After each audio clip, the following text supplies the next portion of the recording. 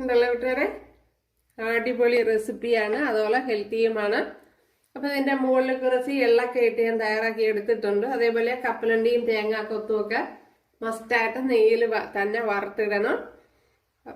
അപ്പോഴ് ഒരു പ്രത്യേക ഫ്ലേവർ ആയിരിക്കും. ഇത് കുട്ടികൾക്കൊക്കെ ഭയങ്കരമായിട്ട് ഇഷ്ടപ്പെടും, നല്ല ടേസ്റ്റാണ്. പിന്നെ മത്തങ്ങ കൂടിപ്പോവരുത്, അത് പ്രത്യേകം ശ്രദ്ധിക്കണം. അതേപോലെ തന്നെ ഇതിൽ കുറച്ച് കാര്യങ്ങൾ ശ്രദ്ധിക്കണം. മാവ് ഒരുപാടങ്ങ് ലൂസായി പോകാൻ പാടില്ല. അതേപോലെ നല്ലതുപോലെ വേവിച്ചെടുക്കണം. ഇച്ചിരി സമയമെടുക്കും വെന്ത് വരാൻ, കാരണം അത് മത്തങ്ങയും ഗോതമ്പും ഒക്കെ ചേർന്നാണല്ലോ. അപ്പം അതുകൊണ്ട് തന്നെ നല്ല സമയം എടുക്കും. അപ്പോൾ വെന്തില്ലെങ്കിൽ ചെറിയ സൂപ്പർ അടിപൊളി, ഒരു രക്ഷയില്ല.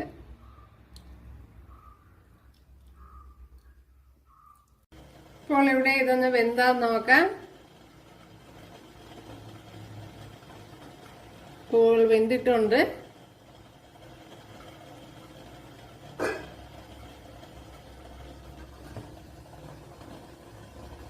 ഇതിപ്പോ കട്ട് ചെയ്തെടുത്തിട്ടുണ്ട്, കണ്ടല്ലേ. ഞാൻ ഇതേപോലെയാണ് കട്ട് ചെയ്തെടുത്തിരിക്കുന്നത്. നമ്മുടെ മത്തങ്ങ ഒന്ന് ഉടച്ചെടുക്കാം.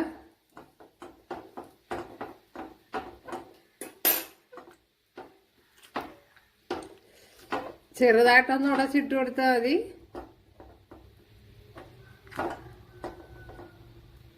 ഇപ്പോഴെല്ലാം ചൂടുണ്ട്.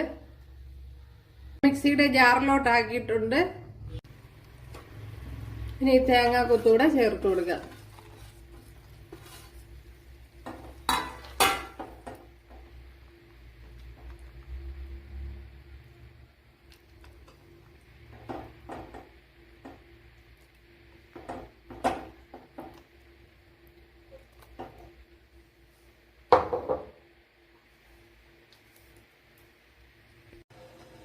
കണ്ടല്ലോ, നമ്മുടെ മാവ് അതിലേക്ക് ഒഴിച്ചു കൊടുത്തിട്ടുണ്ട്. ഇനി ഇത് വെച്ചൊന്ന് അടച്ചു കൊടുക്കാം.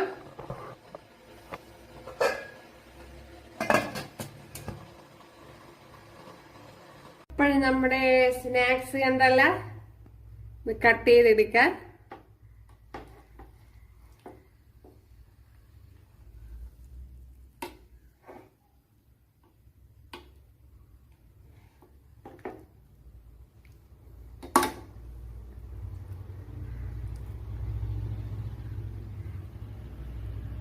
സൂപ്പർ ഉണ്ടല്ല, ഭയങ്കര ടേസ്റ്റാണ്. അടിപൊളി അടിപൊളി സ്നാക്സ് ആണ്, ഒരു രക്ഷയില്ല.